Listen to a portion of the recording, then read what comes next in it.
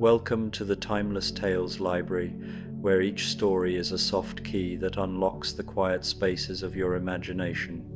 I'm Oliver, your host for the evening, and tonight I'll be sharing a gentle tale meant to calm your thoughts and carry you peacefully towards sleep. This haven of restful stories is brought to life by listeners like you. If you've found solace here, please consider subscribing to help us continue weaving these serene narratives. As you settle in, I'd love to hear from you. Leave a comment below, letting me know where you're listening from, and share a place you dream of a story taking you. Perhaps a lighthouse on a windswept cliff, a lantern-lit street in Kyoto, a cozy bookshop in the rain, or a meadow beneath the northern lights. Your dreams keep our little library warm and glowing. This story is about a stormy Thanksgiving evening when weary travelers from beloved tales find their way to a warm bakery filled with the comforting scents of cinnamon and gratitude, where each soul discovers exactly what they need most. Now, close your eyes and exhale slowly, letting the day's clamor dissolve like fog in the morning light. Tonight, you're stepping into the mist-woven hall of the Timeless Tales Library. This ethereal hall is shrouded in a soft, silvery mist that swirls gently around towering shelves of frosted glass. Each book hums with stories of forgotten realms, whispered dreams, and quiet adventures, their pages glowing faintly through the haze. The air is cool, with a delicate scent of rain and moss, calming your thoughts. Feel your body settle into the softness of your bed, your own tranquil corner in this misty hall. Release your fingers, your shoulders, your jaw. Let the gentle flow of the mist cradle you, soothing and serene. Wander through the shelves, letting the stories of the mist-woven hall drift into your mind, carrying you into a peaceful, dreamlike calm. A cozy rainy day, the Three Little Pigs Bakery, a Thanksgiving evening. The rain began just after twilight, arriving in soft whispers before building to a steady drumming against the cobblestones of Storybook Lane. It was the kind of November rain that made everything glisten, the gas lamps casting their golden pools of light, the shop windows reflecting like watercolor paintings, the autumn leaves clinging wetly to the ground. And there, on the corner where Storybook Lane met Memory Road, stood the Three Little Pigs Bakery, its windows glowing with such warmth that even the rain seemed to dance more gently as it passed by. Inside, the bakery was a sanctuary from the storm. The interior walls were constructed naturally of beautiful red brick, polished to a soft sheen and radiating the day's accumulated warmth. Thick wooden beams crossed the ceiling, and from them hung bundles of dried herbs and autumn wheat, their gentle fragrances mingling with the overwhelming scent of fresh baking. The floor was white planked oak, worn smooth by countless feet and scattered with braided rugs in warm autumn colors: burgundy, golden yellow, deep orange, and chocolate brown. 3 large ovens dominated the back wall, their copper doors gleaming in the firelight. Each oven bore an engraved name: Peter, Patrick, and Percival, the 3 little pigs themselves, now master bakers whose reputation for comfort and safety had spread throughout the literary world. Tonight, for Thanksgiving, the ovens worked their magic continuously, filling the bakery with layer upon layer of mouth-watering aromas. In the corner, a stone fireplace crackled and popped, its flames dancing behind a decorative iron screen shaped like intertwining vines and acorns. Before it sat several deep armchairs upholstered in fabric the color of autumn leaves, along with a worn velvet sofa that seemed to embrace anyone who sat upon it. Small tables were scattered throughout the space, each topped with a soft golden lamp and a small vase holding the last chrysanthemums of the season. The windows, tall and arched, were dressed in curtains of honey-colored linen that glowed when the lamps were lit. Rain traced slow paths down the glass, and beyond, the storm painted the world in shades of deep blue and silver, but inside, everything was golden, warm, and utterly safe. The bakery cases curved along one wall, their glass spotless, their shelves lined with autumn-colored cloth. And on those shelves tonight, special for Thanksgiving, sat the most extraordinary creations. There were 3 little pigs' pumpkin tarts, each one shaped like a tiny brick house with a sugar cookie roof and windows made of spiced pumpkin custard, dusted with cinnamon and gold leaf. Apple cider pig's ears, delicate flaky pastries twisted into spirals and glazed with reduced apple cider and brown sugar. Grateful harvest loaves, round breads studded with cranberries, pecans and orange zest, their crusts painted with honey and sprinkled with oats. Sweet potato pig pies, individual pies no bigger than a hand, filled with spiced sweet potato and topped with tiny pastry pigs that seemed to smile from their golden perches. And in the warming drawer, kept at the perfect temperature, were Thanksgiving brick cookies, butter cookies shaped like bricks, some plain and some dipped in dark chocolate, others drizzled with white chocolate and edible gold dust. These were special favorites, for they represented what the 3 little pigs knew best, building something strong, something that could withstand any storm.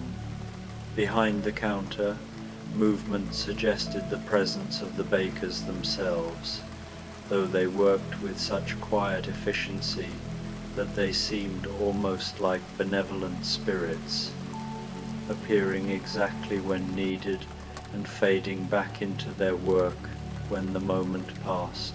The rain grew heavier, drumming a deeper rhythm against the roof. And then the first visitor arrived. The door opened with a gentle chime, and a gust of rain-scented air swirled into the bakery. A girl stood in the doorway, perhaps 14 or 15, with wind-swept brown hair and cheeks flushed from the cold. She wore a simple gingham dress, blue and white, beneath a travelling cloak that had clearly seen many miles. On her feet were silver shoes that caught the lamplight and seemed to shimmer. "Oh," she breathed, and the single word carried such relief that it seemed to warm the room even further. She stepped inside, lowering the hood of her cloak. "I'm sorry to intrude. I was traveling through on my way back to Kansas, and the storm caught me quite by surprise. I saw your lights, and one of the 3 little pigs, Peter, the eldest, with kind eyes and an apron dusted with flour, emerged from behind the counter. He was exactly what one might imagine, a pig who stood upright, spoke with gentleness, and exuded an aura of unshakable calm. "My dear," he said in a voice like warm honey, "no one who seeks shelter from a storm is ever intruding here. You're very welcome. Please, come in properly and let the warmth reach you." The girl smiled, and it transformed her face entirely. "Thank you. My name is Dorothy, Dorothy Gale. Ah, Miss Gale from Kansas, Peter said with a knowing nod. We've heard of your adventures over the rainbow. You must have many stories, though I suspect tonight you'd prefer warmth and something sweet over storytelling. Dorothy laughed softly, unwinding a scarf from her neck. You're absolutely right. It's been such a long journey home, and sometimes I forget how good it feels to just stop. Then stop you shall, Peter assured her. Take any seat you like. The chairs by the fire are particularly comfortable. Let me bring you something special. Dorothy gravitated toward the fireplace as if drawn by a spell. She draped her damp cloak over a nearby coat stand and settled into one of the deep armchairs, tucking her feet beneath her. The fire's warmth immediately began to work its magic, easing the tension from her shoulders. A moment later, Peter appeared with a tray. On it sat a Three Little Pigs pumpkin tart, its tiny brick house perfect in every detail, and a large mug of hot apple cider, steam rising from its surface in lazy spirals. The scent of cinnamon, nutmeg, and cloves wrapped around Dorothy like a blanket. This, Peter said softly, setting the tray on the small table beside her, is our Thanksgiving specialty. The tart is meant to remind us that home is the greatest blessing, something I think you understand quite well. Dorothy looked up at him with shining eyes. More than you know, she whispered. Thank you. As Peter returned to his work, Dorothy cupped her hands around the warm mug, letting the heat seep into her fingers. She took a sip. The cider was perfect, sweet and spiced, and somehow tasting of autumn itself. Then she lifted the little tart and took a delicate bite. The pastry melted on her tongue, and the pumpkin filling was like a whispered lullaby of brown sugar and spice. Outside, the rain continued its gentle percussion. Inside, Dorothy closed her eyes and simply breathed. Time moved differently in the bakery, flowing like honey, thick and sweet and in no particular hurry. Dorothy had nearly finished her tart when the door chimed again. This time, a young man entered, perhaps 17 or 18, with sun-weathered skin and eyes that held the memory of distant horizons. He wore a sailor's coat, dark and heavy with rain, and carried himself with the careful awareness of someone who had learned to watch for danger. "Good evening," he said, his voice carrying a hint of Scottish brogue. "I apologize for the intrusion. I'm seeking lodging for the night, but the inn down the road appears to be full. Might you know of—" He paused, his attention caught by the warmth, the light, the overwhelming sense of safety. "Or might I simply stay here for a bit? I can pay." Patrick, the middle pig, slightly rounder than Peter, and with a particularly cheerful disposition, emerged from the kitchen carrying a tray of fresh, grateful harvest loaves. The scent of cranberries and orange filled the air. "Keep your coin, lad," Patrick said warmly. "On a night like this, in a season of Thanksgiving, we share what we have freely. Come in, dry yourself off. You look like you've been at sea." The young man's face brightened with surprise and gratitude. "I have, sir. Just returned to port today, actually. My name is Jim Hawkins." "The cabin boy from the Hispaniola?" Dorothy spoke up from her chair by the fire, her eyes widening with recognition. I read about your adventures, the Treasure Island and Long John Silver and all of it. Jim turned toward her voice, and a slow smile spread across his face. Guilty as charged, miss. Though I'm hardly a boy anymore, and I'm trying my hand at becoming a proper sailor now. Honest work, honest voyages. He paused. Though I'll admit there's something about a storm that still makes me remember, well, let's just say I'm grateful for solid ground and warm harbors. Then you're in exactly the right place, Patrick assured him. Come, sit near the fire. We've room enough for all who need it. Jim shed his wet coat and joined Dorothy by the fireplace, settling into another chair with a sigh of deep relief. The tension in his shoulders, the watchfulness of someone always preparing for the next crisis began to ease. Patrick brought him a plate laden with a thick slice of grateful harvest loaf, still warm from the oven and glistening with melted butter, alongside a Thanksgiving brick cookie dipped in dark chocolate. A mug of hot tea, strong and black, the kind a sailor would appreciate, completed the offering. The bread is best eaten slowly, Patrick advised with a gentle smile.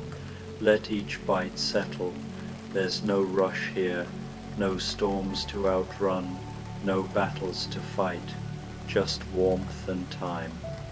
Jim picked up the slice of bread, and as he bit into it, his eyes closed. The cranberries burst with tartness, the pecans added crunch, the orange zest sang a bright note through it all.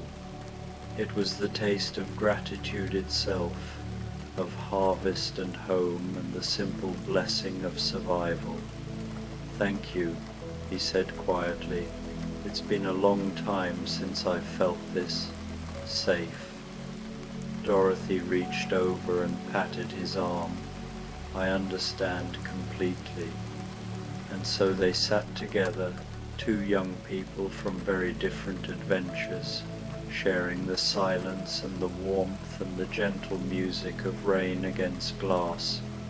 The storm outside intensified briefly, wind rattling the windows, rain coming down in sheets, and then settled into a steady, soaking presence. The sort of rain that would last all night but held no malice, only persistence. The door chimed again.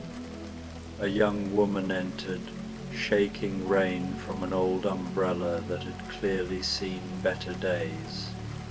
She wore a simple traveling dress in deep green, and her hair was tied back practically, though a few wet strands had escaped. In one arm she carried a leather satchel, and there was ink on her fingers, the permanent stains of a writer. "Oh, thank goodness," she said, looking around the bakery with obvious delight. I was beginning to think I'd have to wade all the way home through this deluge. What a perfectly wonderful place. She spoke with the rapid enthusiasm of someone whose mind moved faster than words could quite keep up. Percival, the youngest of the three pigs, slender and wearing spectacles, appeared from the kitchen where he'd been carefully decorating a fresh batch of sweet potato pig pies. He was the artistic one, the dreamer, the pig who wrote poetry in his spare time. "Welcome," he said softly. "You look like you've been on a creative journey." The young woman laughed. "Is it that obvious? I'm Jojo March. I've been in the city visiting my publisher, and I'm heading back to Plumfield. But the storm." She gestured at the windows. "Well, it seemed to suggest I should pause for a bit. The storm is very wise, Percival said with a smile. Please, join the others by the fire. You write, I take it? Passionately, Jo confirmed, making her way to the fireplace area. Stories, mostly. Adventures and families, and oh, she noticed Dorothy and Jim. Hello, I didn't mean to interrupt. You're not interrupting, Dorothy assured her. I'm Dorothy, and this is Jim. We're both just grateful refugees from the rain. Jo March, Jim said thoughtfully. Didn't you write that book about 4 sisters? My mother loved that story. Jo colored slightly with pleasure. I did. It's strange, having people know your work. Wonderful, but strange. She settled onto the velvet sofa, immediately looking at home. What about you two? You both look like you have stories of your own. As the 3 young people began to share their tales, speaking softly, with the dreamlike quality of people who are warm and safe and have nowhere else they need to be, Percival prepared Jo's Thanksgiving offering. He brought her a sweet potato pig pie, the little pastry pig on top looking particularly cheerful, and a pot of hot chocolate so rich and dark it was almost black, topped with fresh whipped cream and a sprinkle of cinnamon. This, Percival said, setting it before her with the care of an artist presenting his work, is for writers. The sweet potato represents the harvest of your thoughts, the hard work of cultivation. The chocolate is bitter and sweet at once, like any true story. And the little pig, he smiled. Well, that's just to make you smile. Jo did smile, broadly and warmly. It's perfect, absolutely perfect. She took a sip of the hot chocolate and made a sound of pure contentment. Oh, that's divine. The 3 young people talked quietly, their voices blending with the sound of rain and fire. They spoke of Kansas and Treasure Islands and the challenge of writing truth. They spoke of homes left behind and homes still sought.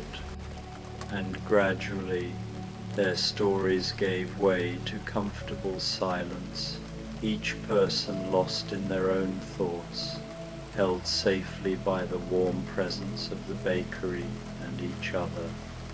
Outside, the world was dark now, fully night, with only the street lamps casting their golden pools through the rain. Inside the bakery, the lamps seemed to glow even more gently, as if they understood their role in keeping the darkness at bay, not fighting it, but offering an alternative, a choice of warmth. The door chimed once more. This time, a small girl entered, no more than 8 or 9, with rosy cheeks and bright eyes and blonde braids that stuck out at cheerful angles. She wore a traditional Swiss dirndl, though it was damp from the rain, and she carried a small basket over one arm. Grandfather said I should come here, she announced with the straightforward confidence of a mountain child. He said the bakery would be open, and that I should bring the others some cheese from our goats. She held up her basket proudly. All 3 pigs emerged from the kitchen at once, and their faces lit up with recognition. Heidi, Peter exclaimed. Little Heidi from the mountains. We wondered if you might visit us this season. The girl beamed. You know me? Of course we do, Patrick said warmly. Your kindness echoes through every story, every heart. Come in, dear child. You must be chilled from your journey down the mountain." Heidi needed no further encouragement. She hurried to the fireplace, greeting Dorothy, Jim, and Joe with the easy friendliness of someone who had never met a stranger. "Hello, I'm Heidi. I live on the Alm with my grandfather, but sometimes I come down to the village, especially for Thanksgiving. Grandfather says it's good to share our blessings." "Your grandfather is very wise," Dorothy said, making room on the sofa. "Sit here, next to Joe and me. You can warm up." Heidi settled between them, and Patrick brought her a mug of warm milk with honey, simple, perfect for a child, and a selection of Thanksgiving brick cookies, some plain, some chocolate, all arranged on a small plate like tiny, delicious building blocks. "The cookies are for building," Patrick explained, kneeling down to her level.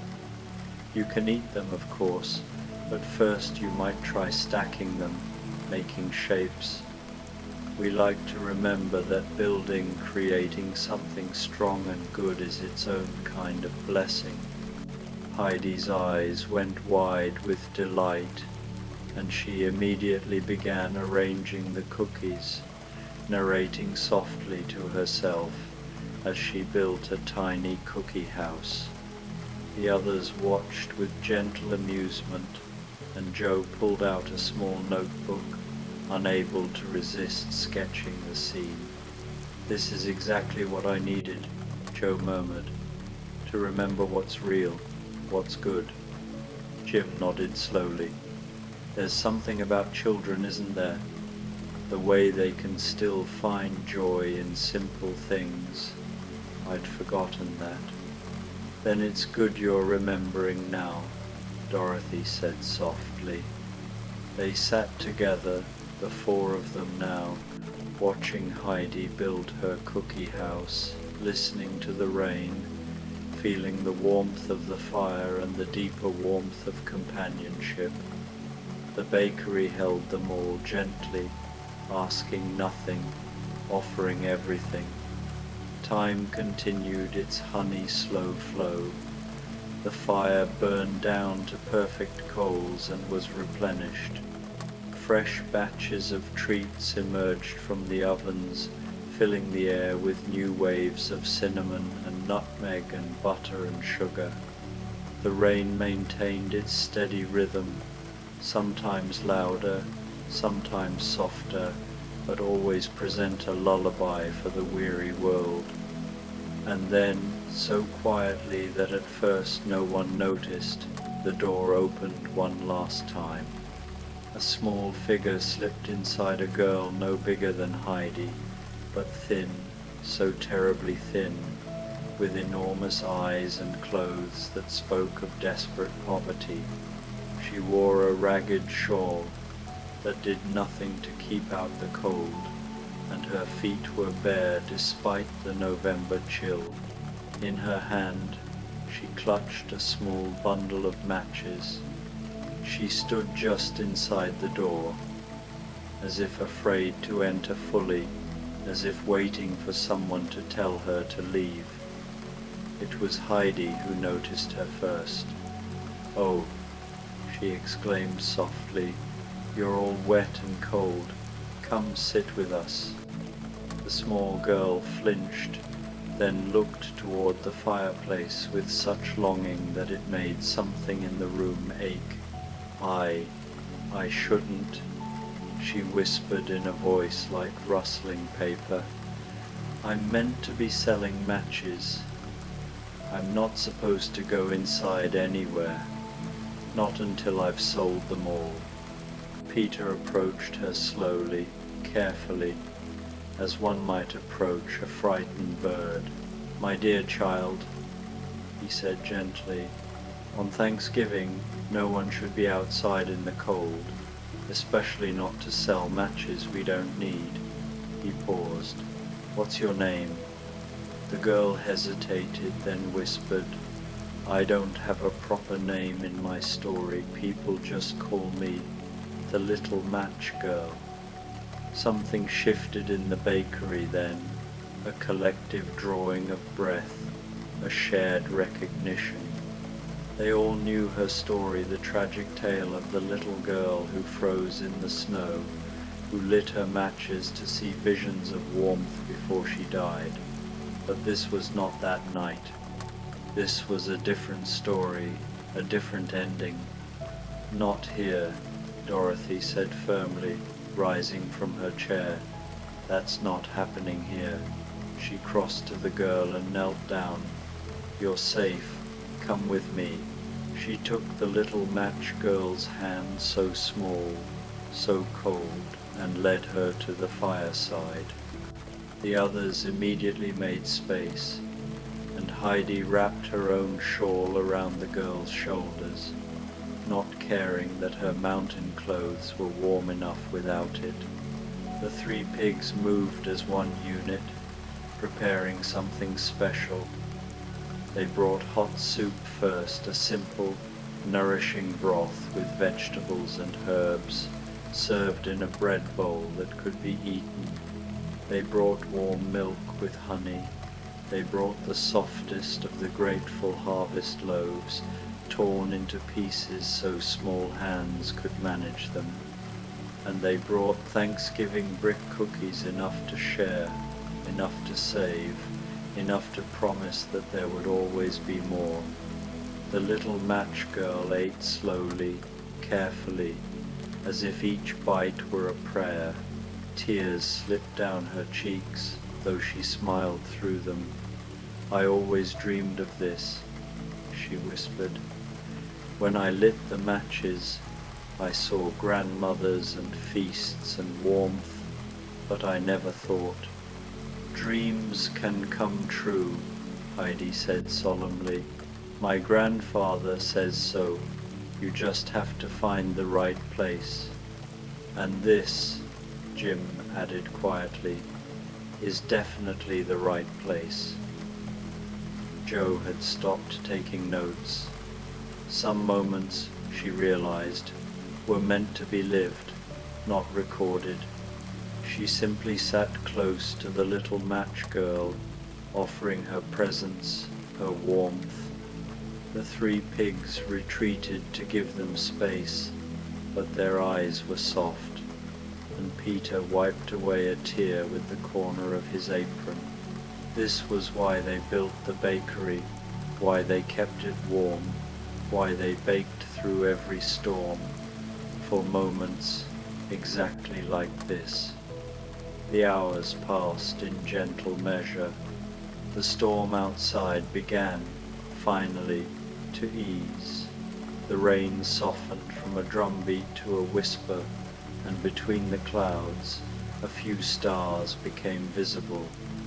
Inside the bakery, the 5 travelers had arranged themselves into a tableau of perfect contentment.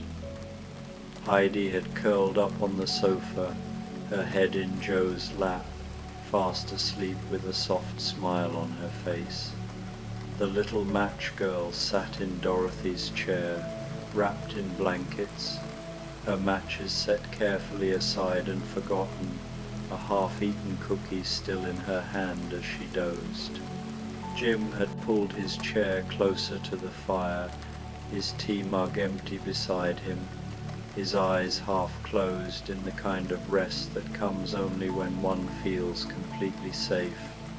Dorothy sat on the floor beside the little match girl's chair, her hand gently resting on the child's foot, as if to assure herself the girl was real and warm. Joe, still awake, stroked Heidi's hair absently while watching the fire. She was thinking about stories, how they're told and retold, how they can change, how sometimes the best stories are the ones where everyone simply gets to rest. The 3 pigs moved quietly through the space, banking the fires, setting fresh treats in the cases for the morning, preparing everything for the next day. but they left the main fireplace burning, kept the lamps glowing, made sure the blankets stayed warm. Peter approached the group carefully, carrying a large plate. "One more thing," he said softly, not wanting to wake the sleeping children. For Thanksgiving should always end with gratitude.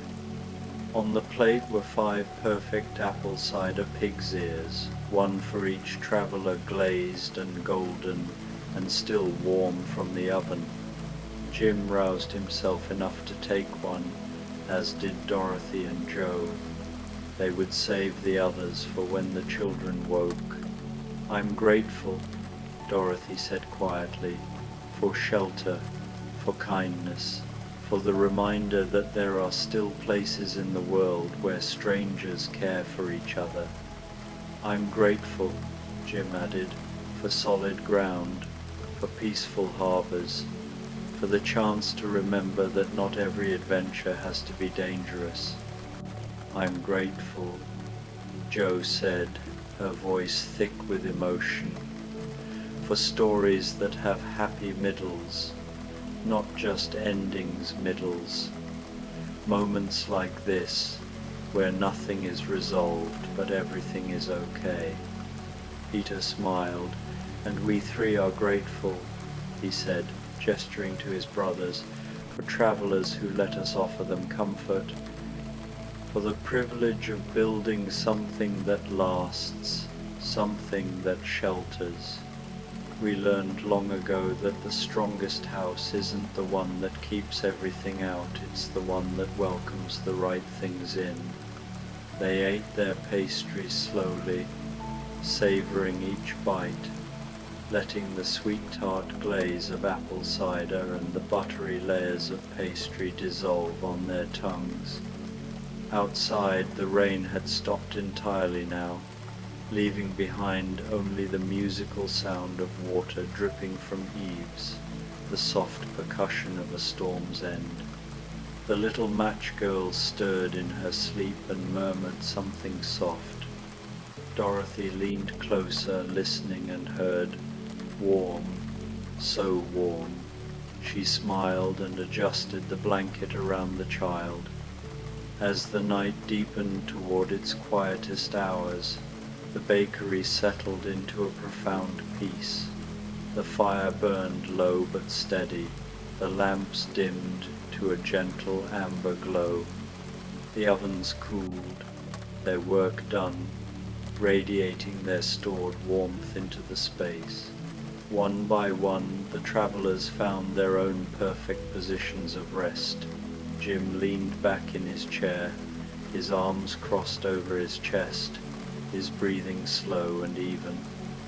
No nightmares of storms or pirates tonight, only dreams of calm seas and friendly ports. Dorothy remained on the floor but pulled a cushion from another chair to rest her head. She dreamed of ruby slippers and home, but also of this new place, this haven that existed in all the stories at once. Joe finally set aside her notebook and let her head rest against the back of the sofa, Heidi still curled against her. She dreamed of sentences and sisters, of all the stories still to tell, all the words still waiting to be found. Heidi slept the deep, perfect sleep of children who know they are loved, who trust completely in the goodness of the world. She dreamed of mountain flowers and grandfather's smile and endless summer days. And the little match girl, oh, the little match girl slept deeply, peacefully, without cold or hunger or fear. She dreamed of grandmother, yes, but not as a distant vision in match flame, as a presence that was all around her, in every warm corner, every kind gesture, every blanket and cookie and gentle hand. She dreamed of being found, being kept, being treasured. The 3 pigs moved through the space one final time. adjusting blankets, adding small cushions, making sure everyone was perfectly comfortable. They worked in complete silence, communicating with glances and small gestures. Three brothers who understood each other perfectly. When everything was arranged to their satisfaction, they gathered for a moment in the kitchen doorway, looking back at the scene. 5 travelers, 5 souls who had been caught in the storm and found their way here, all resting safely in the warmth they'd built. "This is why we do it," Percival whispered. "This is what matters," Patrick agreed. "This is home," Peter concluded. "Not just bricks and mortar, but this people caring for people. Strangers becoming friends, everyone granted the gift of rest. They nodded to each other and retreated to their own quarters, leaving the travelers in peace. In the deep middle of the night, in that still, quiet space between darkness and dawn, the bakery held its charges gently. The fire burned to perfect embers, glowing red-orange in the darkness. The windows showed a world washed clean by rain, the streets gleaming, the air fresh. And in that perfect darkness, that perfect warmth, 5 people from 5 different stories slept on. They would wake eventually. Morning would come with its pale light and new beginnings. The little match girl would discover that the pigs meant for her to stay, to help in the bakery, to finally have a home. Jim would find that this neighborhood had a boarding house perfect for a sailor between voyages. Dorothy would realize the bakery existed in a space between worlds, a place she could always return to no matter where her travels took her. Joe would fill 3 notebooks with observations about kindness and community and the way stories interweave. And Heidi would visit every week, bringing cheese and joy and the reminder that love is simple and free. But all that was for the morning, for the future, for the unfolding story still to come. Right now, in this perfect moment, there was only warmth, only rest, only the gentle breathing of sleepers and the soft settling of embers and the distant whisper of wind through the clean streets, only the certainty that every storm passes. Only the knowledge that somewhere, always, there is a place of warmth and welcome. Only the deep, peaceful truth that you are safe, completely safe, perfectly safe. The rain has stopped, the fire glows warm, and all is well, all is well, all is well. Sleep now. The bakery will be here when you wake. The world will be here, washed clean and new. But for now, just rest, just breathe, just let go. The 3 little pigs are keeping watch. You are safe, you are warm, you are home.